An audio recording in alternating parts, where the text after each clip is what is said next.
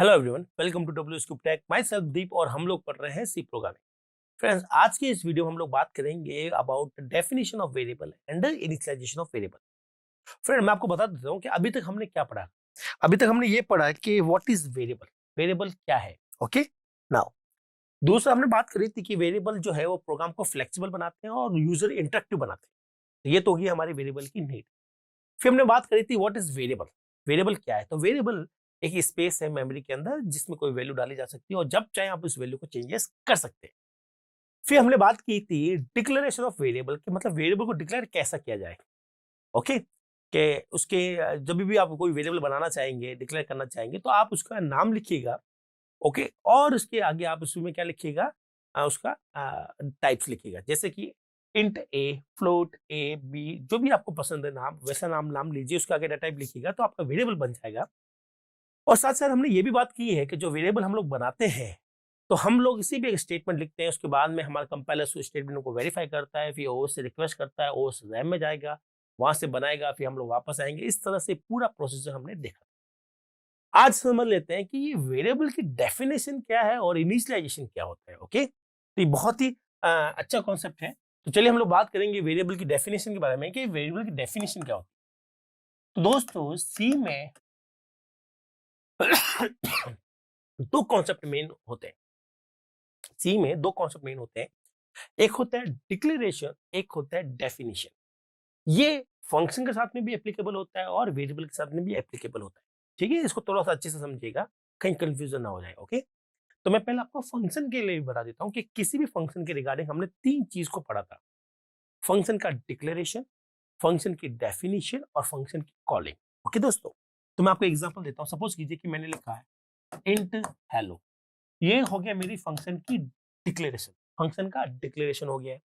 फिर मैं इसको कैसे बनाता हूँ, इंट हेलो, और इसके अंदर मुझे जो भी स्टेटमेंट लिखना है वो लिखूंगा और लास्ट में मैं लिख दूंगा रिटर्न, जो भी हमें करवाना है। ठीक, तो ये हो गया फंक्शन की डेफिनेशन। और लास्ट में फंक्शन की कॉलिंग, जब भी आप फंक्शन को कॉल करेंगे तो आप कुछ इस तरह से लिखेंगे। तो हमारे पास में ये तो है डिक्लेरेशन, ये है डेफिनेशन, और ये हमारे पास में है कॉलिंग। ओके दोस्तों, तो ये फंक्शन से जुड़ी हुई तीन चीजें। अब कॉलिंग होता है फंक्शन को कब कॉल करना है, कब उसको एग्जीक्यूट करवाना है, ये कॉलिंग बताता है। डेफिनेशन बताता है कि फंक्शन कैसा बना हुआ है, उसमें क्या स्टेटमेंट लिखे गए हैं, उसकी इंप्लीमेंटेशन कैसा है, ये हमारे डेफिनेशन बताता है। और डिक्लेरेशन सिर्फ और सिर्फ इस फंक्शन की एक लिटिल जानकारी प्रोवाइड करता है, एक जनरल एक इंफॉर्मेशन प्रोवाइड करता है कि फंक्शन का नाम क्या है, उसमें क्या पैरामीटर है और क्या इसका रिटर्न है। तो डिक्लेरेशन के बिहाफ पर मेमोरी एलोकेट नहीं होती। किसी भी चीज को मेमोरी तब मिलती है जब उसकी डेफिनेशन आती है, जब फंक्शन की डेफिनेशन होगी तभी उसके बिहाफ पर कोई मेमोरी ऑक्यूपाई होगी और ये मेमोरी में जाएगा ताकि ये रन हो सके। ओके, तो ये है डेफिनेशन की इंपॉर्टेंस। तो अगर मैं सी में बात करूं तो सी में जो डिक्लेरेशन होता है वो सिर्फ एक जानकारी है, वो सिर्फ एक कंपाइलर के नॉलेज के लिए है कि भाई हमारे पास में इस तरह का कोई फंक्शन बनेगा जिसका नाम रहेगा हेलो, रिटर्न रहेगा उसको एक इंटीजर टाइप और उसमें पैरामीटर रहेंगे नथिंग। तो ये सिर्फ जानकारी है जो कंपाइलर को दी जाती है और इसका कोई एग्जीक्यूशन नहीं होता। और वहीं अगर मैं इसकी बात करूं, ये है इंप्लीमेंटेशन, कि ये बताएगा इस फंक्शन में क्या है कैसे है। और इंप्लीमेंटेशन के यहाँ पर क्या होगा, जैसे ये लाइनें हमारा कंपाइलर कोड करता है, कंपाइल पढ़ता है, तो कंपाइलर इसको पढ़ता भी है और साथ में इसके बिहार पर मेमोरी भी ऑक्यूपाई करके मेमोरी में ये चीज डाल भी देता है। मतलब यहाँ पर कोई मेमोरी ऑक्यूपेशन नहीं हुआ, कोई भी मेमोरी ऑक्यूपाई नहीं करी, लेकिन इसके बिहार पर मेमोरी ऑक्यूपाई करनी पड़ती है। फिर कॉलिंग मतलब है कि उसको कब इसको रन करना, कब इसको रन नहीं करना है। तो कॉलिंग से पहले डेफिनेशन आना जरूरी इसी वजह से होता है। तो दोस्तों, ये तो बात होगी हमारे पास में किसी भी फंक्शन से जुड़े हुए डिक्लेरेशन की डेफिनेशन की। ओके, अब वही कॉन्सेप्ट यहां पर भी लागू होता है। तो सी का जो डिक्लेरेशन का कॉन्सेप्ट है, वो जो डेफिनेशन का कॉन्सेप्ट है, वो कॉन्सेप्ट यहां पर भी वैलिड होगा। तो सिमिलर कॉन्सेप्ट यहां पर भी एप्लीकेबल होता है डेफिनेशन और डिक्लेरेशन का। तो वेरिएबल का डिक्लेरेशन ये बताता है उसकी छोटी सी जानकारी जिसके भी यहाँ पर मेमोरी एलोकेट नहीं होती। तो मैं आपको थोड़ा टेक्निकल पढ़ा रहा हूँ दोस्तों। अगर आप किसी बड़ी कंपनी को फाइट करने वाले हैं तो इंटरव्यू में ये क्वेश्चन के लिए आप लोग बिल्कुल रेडी रहिएगा। ओके, यहाँ से क्वेश्चन जरूर पूछेंगे कि डिक्लेरेशन और डेफिनेशन में क्या फर्क होता है।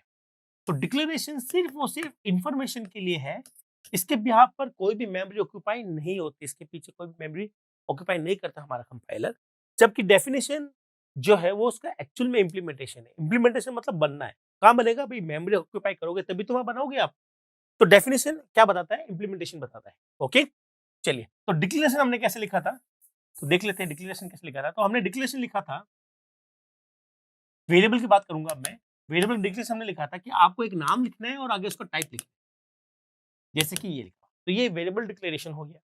ओके, और यही दोस्तों ध्यान से सुनिएगा, यही इसकी डेफिनेशन भी है,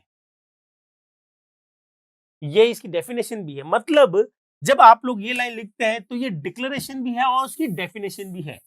इसका मतलब ये हुआ कि वेरिएबल के लिए डिक्लेरेशन और डेफिनेशन एक ही स्टेटमेंट है, जबकि फंक्शन के लिए डिक्लेरेशन अलग से एक स्टेटमेंट है और डेफिनेशन एक अलग से एक आइटम हो सकता है।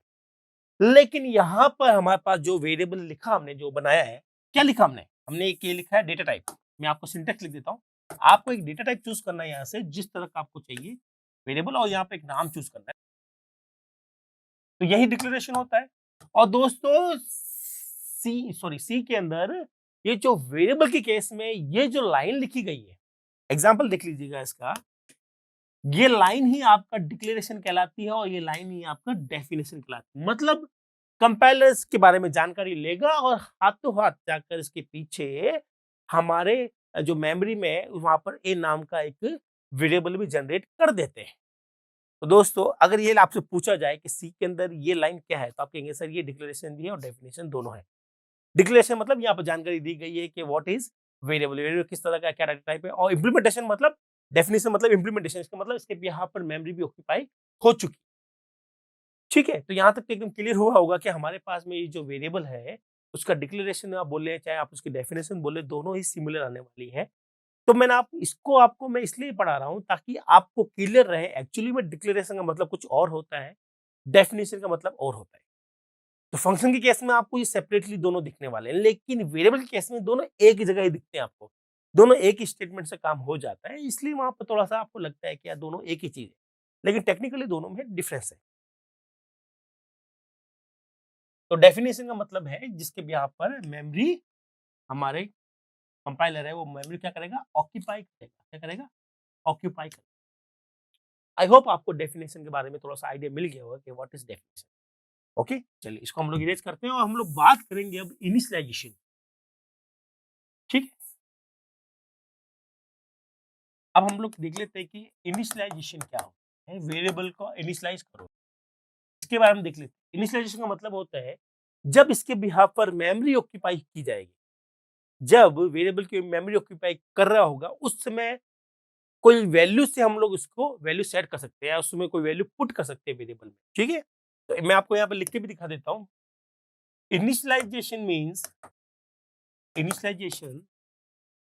Means assigning assigning a value to a variable at the time of variable implementation।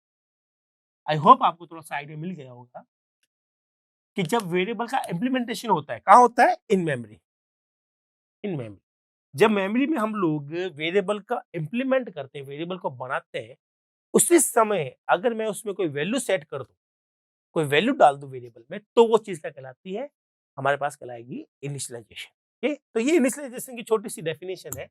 हाँ, वर्ड्स आगे पीछे हो सकते हैं लेकिन अब कॉन्सेप्ट वही रहता है। ठीक है, आप अगर किसी नेट पे पढ़ेंगे या फिर किसी दूसरी बुक को देख रहे हैं तो सेम चीज ही है, बस बोलने का फर्क या बोलने का अंदाज अलग आता है।